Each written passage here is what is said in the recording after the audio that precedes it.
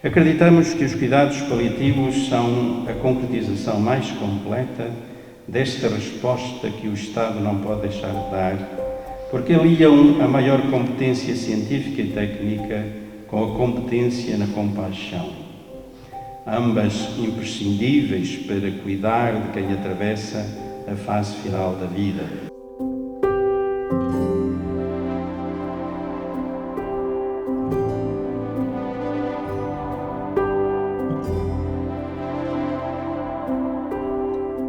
Uma assinatura pela vida. Diferentes sensibilidades religiosas e distintas identidades cristãs, unidas na afirmação de que, na defesa da vida, não há exceções. Estes líderes religiosos afirmaram publicamente que a vida é um valor a preservar e sublinharam que qualquer exceção que abra as portas à morte, elas ficarão para sempre abertas.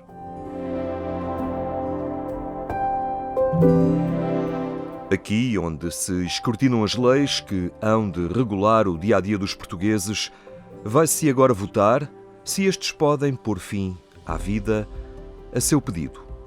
Eutanásia, suicídio assistido ou, de forma mais eufemística, a antecipação da morte por decisão da própria pessoa.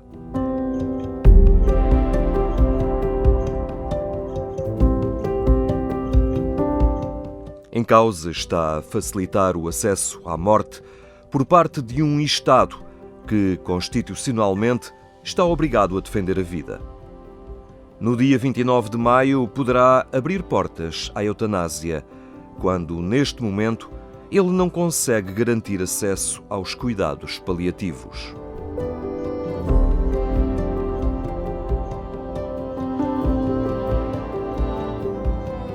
Formada em Relações Internacionais, trabalhou com ONGs em campos de refugiados. Raquel Abreu tinha uma vida normal até que, aos 29 anos, se deparou com dificuldades em andar. Foi-lhe diagnosticada uma doença neurológica que a levou até Inglaterra em busca de uma solução. E lá também me foi dito, olha, você não vai voltar a andar, não vai... Mesmo que consigamos ajudá-la, não vamos conseguir travar a doença, provavelmente. E por isso ele previa o pior no sentido de ficar na cadeira de rodas, que eu já usava intermitentemente com as canadianas, e pela parte neurológica era difícil prever-se que eu podia recuperar o suficiente até para trabalhar. A par do choque, o que lhe veio à cabeça foi a convicção de que não podia desistir. Acreditava que o progresso da medicina lhe traria em breve uma solução. E por isso não baixei os braços, comecei a estudar muito sobre a doença que tinha e, sobretudo, a escolher tratamentos que me pareciam que podiam ajudar. E fazia uma espécie de briefing diário com o médico e dizia, olha, eu queria ir por aqui, acha bem, acha mal. Então trilhámos juntos um caminho que 5 anos depois me trouxe de volta a uma vida normal e a possibilidade de voltar para Portugal, porque aqueles primeiros 5 anos em Londres tiveram que ser lá pela ausência de tratamento que havia em Portugal desta doença, mas o que eu senti como aquilo que de facto me moveu foi a força de viver, ou seja, eu tinha que viver, quer dizer, viver é uma experiência única, eu tinha imensos planos de vida, profissionais, etc, e foi essa garra, e foi essa vontade de viver, e misturada com uma obstinação muito grande, que me fez procurar não desistir e encontrar aquilo que precisava. A família foi determinante nesta força e neste apoio. A minha mãe vendeu tudo o que tinha, pediu empréstimos, fizemos empréstimos a toda a gente, família, etc, porque os custos foram astronómicos, mas a ideia de que no fim, se eu estiver viva, eu estou cá, posso ajudar a minha família, posso trabalhar, posso ser autónoma, e tornei-me autónoma só ao fim desses 5 anos, foi essencial, quer dizer, estar cá é mais importante para todos e para mim do que sequer a ideia de desistir. Para quem tem a vida toda pela frente, não é fácil integrar as limitações e o sofrimento. Eu nos primeiros meses passava horas ligada a máquinas que administravam morfina intravenosamente. E ao mesmo tempo, como a morfina baixa a pressão cardíaca, era preciso estar ligado ao monitor cardíaco. E isto era, de facto, uma dor horrorosa. E a questão da dor resolve-se, e é uma questão que hoje muito se fala, quando se fala da eutanásia, de que a dor não tem solução. A dor tem solução. A dor pode ser tratada, pode ser, e muito eficazmente, e cá em Portugal já se faz um excelente controle da dor, não é preciso ir ao estrangeiro para fazer isto. E, portanto, a ideia de que há dores insuportáveis que não podem ser vencidas e que, por isso, temos que optar por uma decisão de morte, seja lá como for pensada, para mim é uma falsa questão.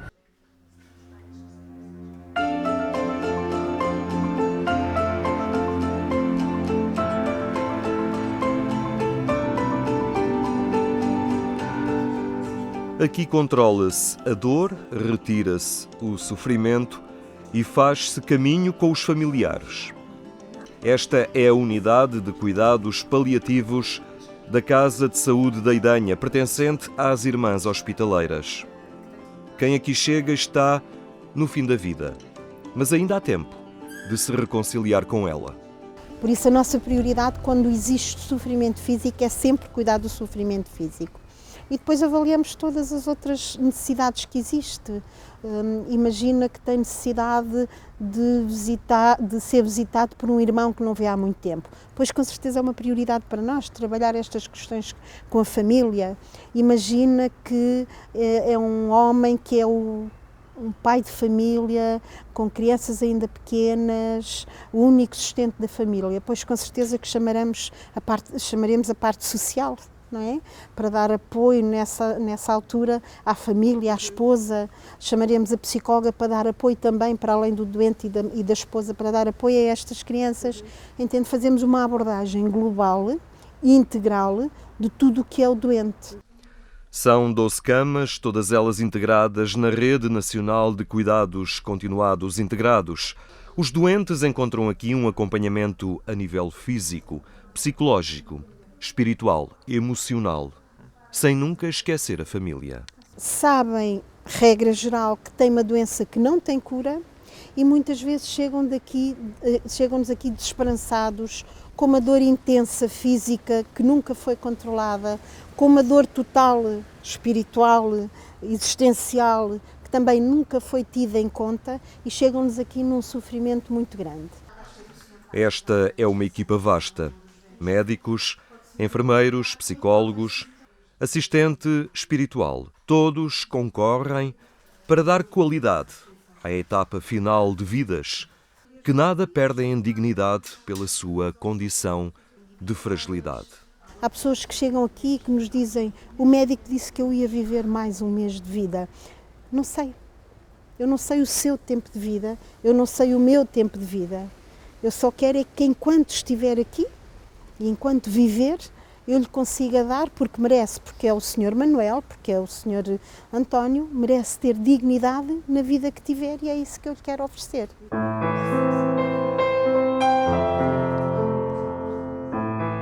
E disso não duvida Aníbal Mendes, utente nesta unidade de cuidados paliativos. O seu dedo percorre no mapa um trajeto que outrora o levou de carrinha com os amigos em viagem pelo velho continente. Hoje está consciente da sua condição. Eu estou aqui para acabar. Me sofri. Estou aqui ou noutro sítio que eles me mandarem. É para acabar. Porque o meu cancro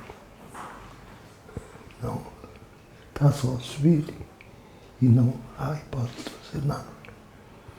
Mas a sua lucidez é também sinal da forma reconciliada como vive esta fase final da existência. Aqui encontrou a paz e a serenidade que lhe é transmitida por cada profissional desta equipa.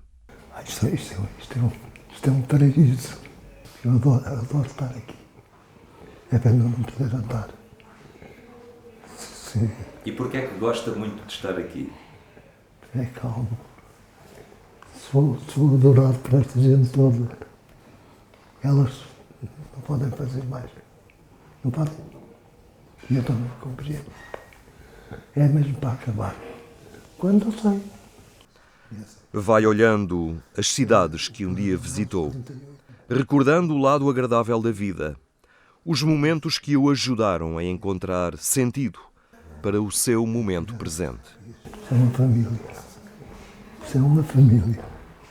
É que não há uma coisinha para dizer de nenhuma.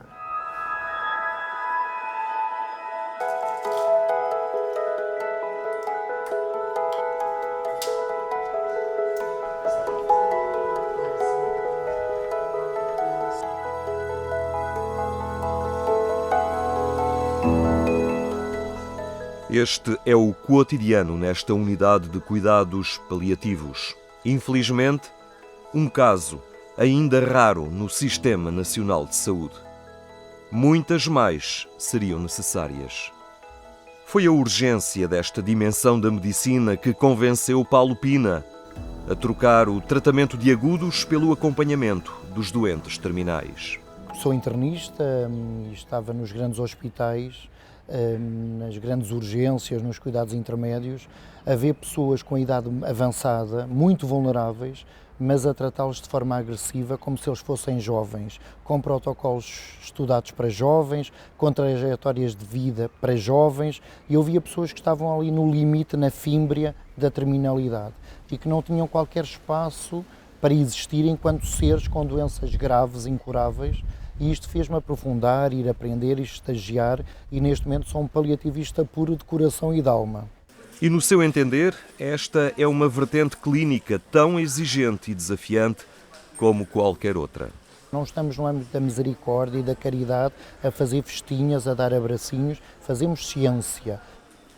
No momento em que a eutanásia é esgrimida como a solução para fintar a dor, este médico tem opinião diferente. Nós somos contra a eutanásia porque achamos que a pessoa tem que viver intensamente até ao seu último segundo de vida. Claro que não pode perder a dignidade. É indigno ter alta de um hospital sem ter um lar que o acolha, sem ter alguém que o possa cuidar. Mas é indigno pôr alguém em casa sem ter competência técnica. Eu não posso pôr alguém em casa a sofrer porque essa pessoa vai dizer: eu prefiro morrer a continuar a viver assim. Eu prefiro morrer a continuar a vomitar. Eu prefiro morrer a continuar a sangrar. E nós temos respostas para essas necessidades que não são físicas, são também emocionais. No fundo, nós somos um sustentáculo e praticamos uma política de não abandono. Ainda que não exista cura no século XXI para estas patologias, o ser humano não pode ser abandonado no sistema. Para que o doente não fique abandonado nem intimidado pelo sistema, Raquel Abreu decidiu partilhar a sua convivência com a doença com aqueles que se confrontam com diagnósticos desanimadores e tratamentos que não entendem. Ao tornar-me patient advocate, eu vim redescobrir um papel de um profissional que eu adoraria ter tido em 1999 quando fui para Londres, porque é a pessoa que orienta, é a pessoa que destrinça o que é que nos é oferecido pelos médicos, porque é uma linguagem muito complexa. Eu tenho estudado loucamente desde essa altura, porque eu sou formada em Relações Internacionais, não tem nada a ver, mas desde que este problema surgiu na minha vida, que eu tenho dedicado direto e indiretamente só à saúde, tirando cursos complementares, sobretudo em Inglaterra, tendo começado agora também um curso de medicina homeopática em Inglaterra. Portanto, eu estou muito dentro disto e, de facto, é preciso ajudar o doente a discernir e a orientar-se e dar-lhe essa esperança, mostrar-lhe que muitas vezes esta linguagem médica é muito complexa, mas pode ser trocada em linguagem simples. E também uma coisa muito importante, que eu acho que os doentes em Portugal ainda não têm, é a ideia de que são livres de decidir sobre os seus tratamentos, são livres de recusar tratamentos e são livres de dizer ao seu médico: doutor, eu não gosto deste tratamento, pode-me propor outro. E livres de dizer: olha, com todo o respeito, eu não vou seguir mais, vou seguir outra via. Ou então não vou seguir nenhuma, porque nós também temos direito a recusar tratamento pura e simplesmente. Raquel Abreu, que se habituou a conviver com a gravidade da sua condição de saúde, não admite a eutanásia. Considera um fracasso da humanidade, um recuo civilizacional.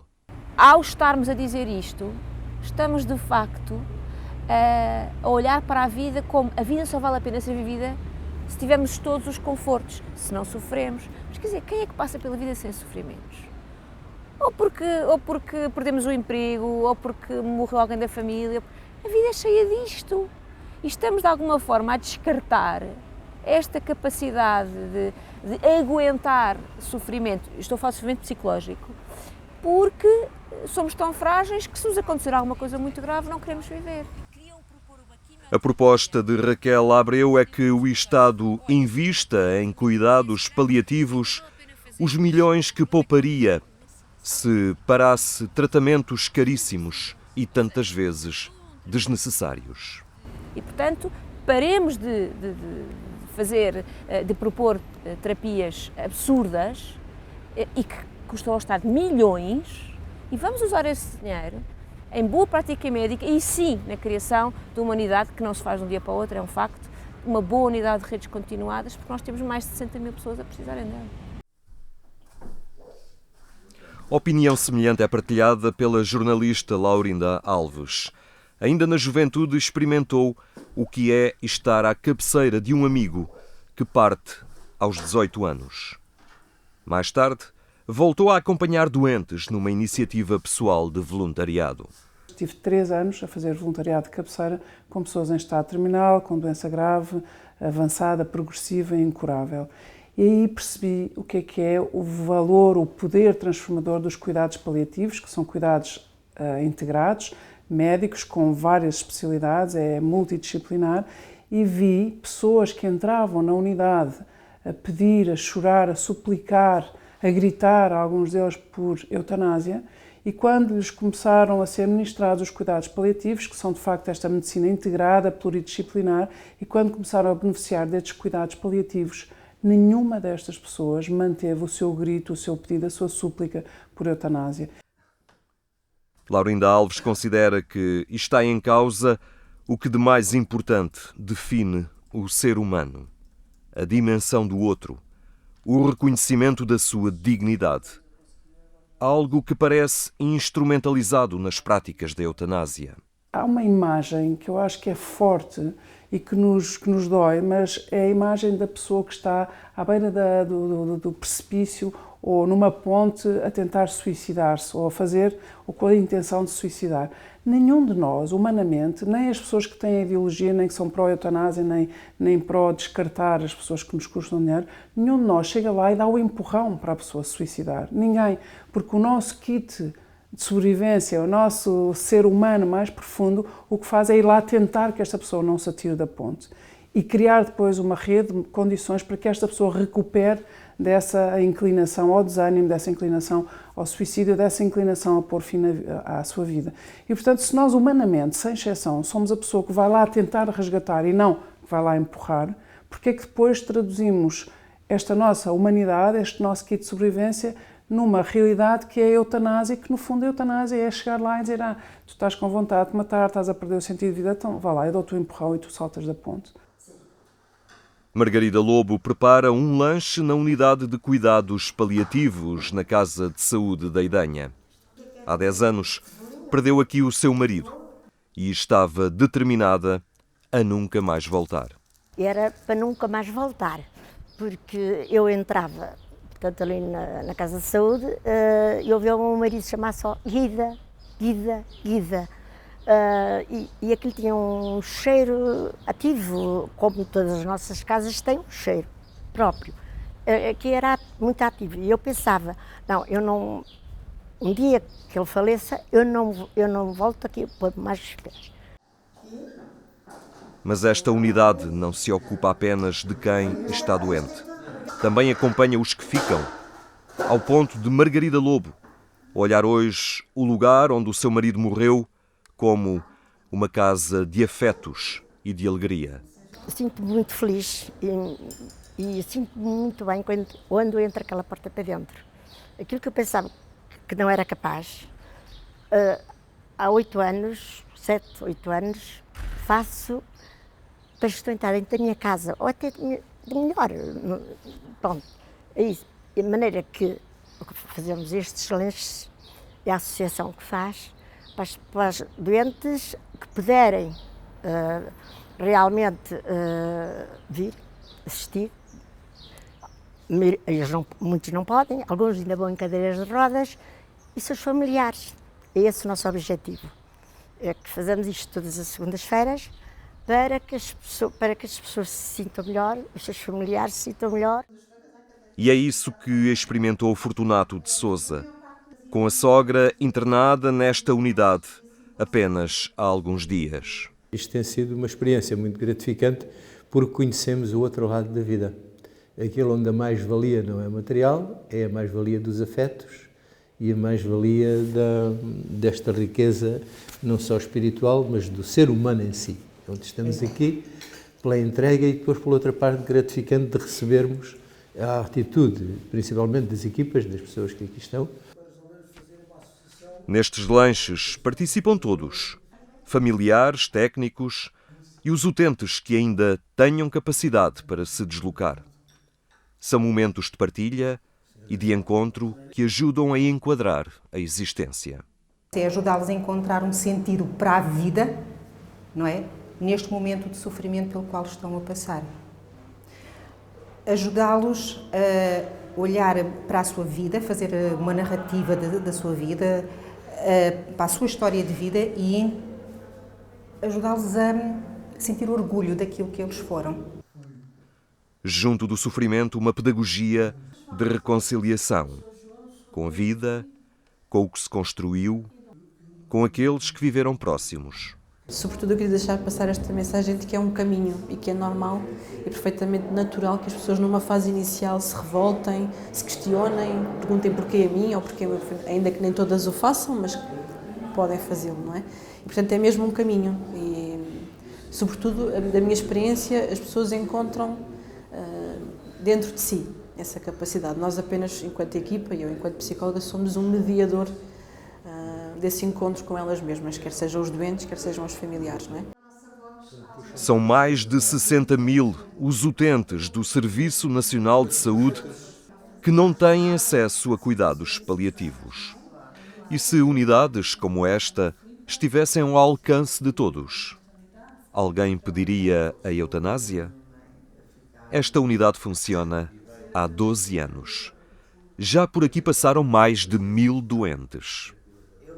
Tivemos 2 ou 3 pedidos de eutanásia que devolvemos com podemos ajudar nesse sofrimento. Estavam todas relacionadas com uma dor muito intensa ou alguém que não via o filho há 20 anos e que já não aguentava e que quer mesmo morrer porque e nós trouxemos o filho e a pessoa viveu o resto da vida com dignidade. O tempo não interessa, mas viveu-a, desistiu da eutanásia. A dor foi controlada na outra situação e a pessoa ainda aproveitou, os netos, ainda aproveitou a família mais próxima. Entende, Lígia? Para nós, a alternativa da eutanásia são os cuidados paliativos. Quando os últimos dias de alguém são a missão de alguns. Como é possível que estes profissionais consigam trazer alegria e serenidade aos territórios da dor e do desespero? E nós choramos com as pessoas. Não podemos é chorar mais que elas, que já não é terapêutico. Mas nós choramos com as pessoas. Nós estamos totalmente, de forma também holística, com a pessoa. Só assim faz sentido. E trabalhar aqui é muito bom. É muito bom, muito gratificante e gostava que houvessem mais unidades destas e que fosse mais facilitador as pessoas chegarem aqui.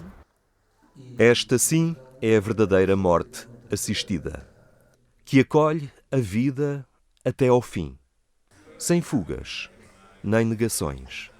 Nós costumamos dizer que damos vida aos dias. Quando nos perguntam a quantos dias, não nos interessa. Damos vida aos dias, sejam os dias quantos forem.